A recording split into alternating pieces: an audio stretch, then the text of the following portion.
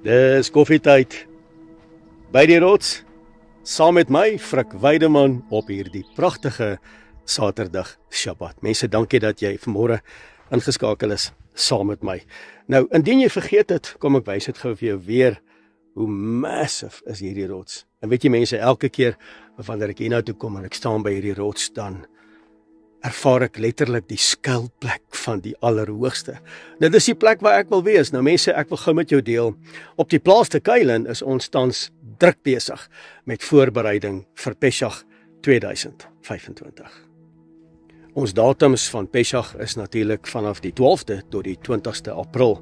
Nou, Saterdag die 19de April gaan 'n baie spesiale oggend wees hier by die koffietydrots. Weet jy mense, ons verwag seker so nagenoeg 250 mense wat hier gaan wees daardie môre. En ons gaan daai oggend 'n spesiale gebedsaksie loods hier by die koffietydrots op die plaas te Kuilen. Ons gaan daardie môre indeel in groepies met gebedspunte. En ons gaan ons letterlik verootmoedig voor die aangesig van Jotai Wafai, die Almagtige. Ons gaan ons verootmoedig en ons gaan die volgende sê: Abba, ons het droog gemaak. Ons het verkeerd gehandel. Ons was ongehoorsaam gewees aan u gebooie, aan u instruksies. Ons is ongehoorsaam aan u verordeninge, ook aan die afsprake. Daardie môre is natuurlik deel van die afsprake van Jotai Wafai, die Almagtige. So hy het reeds opgedaag. So wanneer ons opdag, gaan daar iets gebeur. En ek het 'n verwagting vir daardie oggend, die 19de April 2025. Ons gaan daardie môre vir Abba vra: Abba, help ons. Help Suid-Afrika, help Namibië, help ons mense. Ek wil amper bid, raak ons slaaf van hierdie bose, ongoddelike regering van ons. Sit manne en vroue in daardie posisies wat u dien in gees en in waarheid. So ons gaan 'n klompie gebedspunte hê wat ons gaan bid daardie dag. Ons gaan 'n groepies verdeel. So nou het ek jou hulp nodig, asseblief. As Vader dit op jou hart lê om vir ons 'n gebedspunt deur te stuur, om daardie oggend te bid hier by die plaas te Kuilen, by die koffietydrots, dan stuur jy vir ons daai gebedspunte deur asseblief. Ons het dit nodig. Ons het almal se inspraak nodig om daardie dag onsself te verootmoedig om te sê: Abba, ons het regtig u hulp nodig. In ons eie krag gaan ons dit nie maak nie, maar met u loop ons 'n bende storm, spring ons oor 'n muur. So ek wil vir jou vra, as Vader se Ruach, sy Heilige Gees, dit op jou hart plaas om vir ons 'n boodskap te stuur, of net te sê: Frik, ek het 'n gebedspunt vir ons geloofswandel, dat ons geloofswandel sal verdiep, dan doen jy dit, dan stuur jy vir my daai gebedspunt asseblief. Weet jy mense, ons sê so maklik, ons is volgers van Meester Yeshua, maar is ons regtig? Leef ons regtig sy karakter uit? Doen ons regtig dit wat hy van ons verwag? Shema ons genuine. Shema beteken, luister wat die woord sê, en doen wat die woord sê. Doen ons dit regtig? Of is ons maar net hierso in fluffiness, dit wat almal doen, doen ons? Kan nie langer so aangaan nie. Speeltyd is verby.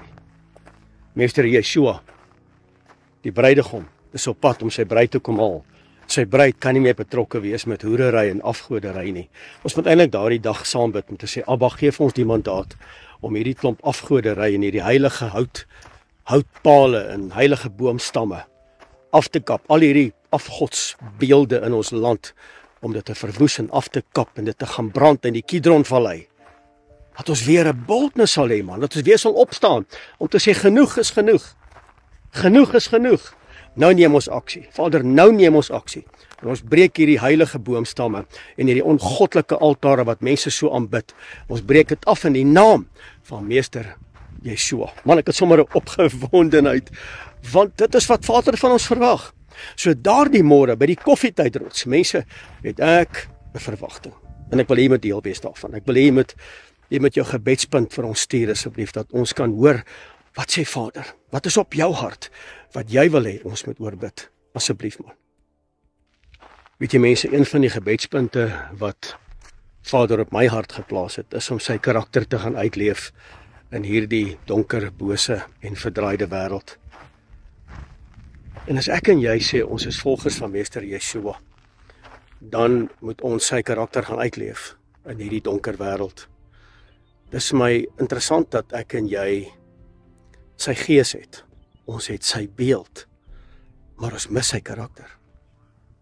En by koffietyd daardie môre gaan dit sommer my tweede of die derde punt wees. Nommer 1 gaan ons repent. Ons gaan sê, Abba, ons is jammer. Ons het droog gemaak. En dan een van die belangrikste punte gaan wees, Abba, ons sal u karakter uitleef. Dink gou mooi daaraan. Hoe kan jy iemand lief hê, hoor mooi, met 'n heilige liefde wat jy nog nie gesien het nie? Hoe kan jy met iemand jou persoonlike diep geheime deel wat jy nog nie gesien het nie? Dink gou 'n bietjie daaraan. Dink gou daaraan. Hoe kan ek en jy hemel toe gaan op iemand anders se verdienste, dit wat hy vir ons gedoen het? Dink gou mooi daaraan. Mense, hierdie goed maak vir my sin, en hierdie goed is my belangrik om daardie dag daaroor te bid. Dat ons daardie dag, en ek wil jou nooi om deel te wees van dit asseblief. Kom ons maak onsself leeg. Minder van ons, meer van hom. Meer van sy gees, minder van onsself. Ek dink dis 'n belangrike aspek. Mense, want Meester Yeshua het homself laat leeg om gevul te word. Hy het homself verneder om weer verhoog te word. Ek en jy moet ons weer verneder. Ons moet kom met 'n humble spirit voor sy aangesig. En ons moet sy karakter begin adopt. En ons moet sy karakter begin uitleef in hierdie donker, krom en verdraaide wêreld. So daardie dag gaan vir my 'n besondere dag wees. En ek wil jou regtig nooi. Ek nooi jou weer 'n keer om deel te wees. Stuur dit vir ons jou gebed spandeer, dat ons saam met jou kan bid. Dalk miskien vir jou behoefte. Een van Meester Yeshua se karakterpunte, wanneer dit die ergste met hom gaan, is hy op sy gelukkigste. Dink gou daaraan, want hy sê in sy woord, hy sê, geseënd is julle wanneer julle vervolg word. Geseënd is julle wanneer julle gevloek word en geetiketeer word. Geseënd is julle. Met ander woorde, een van sy karaktereienskappe is om nie te huil wanneer ons deur verdrukking gaan, of deur moeilike tye gaan nie, of mense te gaan soek, om vir mense te vra, hoorie, bid saam, bid saam, bid saam. Nee, dat ons op daardie stadium op ons gelukkigste sal wees. Maak dit sin vir die wêreld? Nee, dis dwaasheid by die wêreld, maar dis wysheid by hom, want dis deel van sy karakter. Mense, hy het homself geleeg om vol te word. Hy het gesterwe, sodat ek en jy vandag die gawe het van die ewige lewe. Dis groot, man. So mense, een van my belangrikste punte is om te gaan kyk, Vader, hoe lyk ek in die binnekant? Hoe lyk hierdie beker in die buitekant? Dat help nie ek lyk mooi van buitekant af nie, maar binne is dit moeilik. Kom ek vertel jou gou 'n storie. 'n Jong man kom by 'n juwelier en hy koop 'n goue polshorlosie en hy betaal ten duurste want dit is suiwer goud. En na 'n maand kom hy terug by die juwelier. Hy sê vir hom, meneer, ek dink nie hierdie is suiwer goud nie, want die goud wat so geblink die dag toe ek hierdie horlosie gekoop het verdof. Hy blink nie meer soos wat hy geblink het nie. En die juwelier vat die horlosie en hy vra vir hom, meneer, gaan dit goed met jou en is jy siek en gebruik jy enige medikasie? Nou probeer hy alles uitvind hoekom hierdie horlosie se goud sy kleur verloor het. En na 'n lang gesprek, toe sê hierdie jongman vir die juwelier, hy sê van wie wat die afgelope 2 weke het ek siek geword en ek gaan sien toe 'n dokter en hy sê toe vir my, jy het te min yster. En hy gee vir hom yster aanvulling en hy drink die yster aanvulling. En dit was oor 'n baie warm periode gewees en hy begin toe te sweet. Jy weet, die dag dan sweet hy. En die sweet op sy arm waar die horlosie aan was, het die goud gekontamineer en die goud het uiteraard sy blinkheid, sy skitter het die goud verloor. As gevolg van die yster wat van binne af deurvloei deur sy sweetgaatjies en dit benadeel die kleur van die goue polshorlosie. En hierdie eienaar van die horlosie sê vir hom, wow, ek het dit nie geweet nie. So wat jy eintlik vir my sê is dat ek moet seker maak in die binnekant wat uitkom, moet waar, juis en korrek wees. En dis presies wat gaan gebeur tydens die Pesachperiode met koffietyd daardie dag. Ons gaan die beker in die binnekant skoonmaak, om Vader se karakter uit te leef. Ons gaan doodseker maak.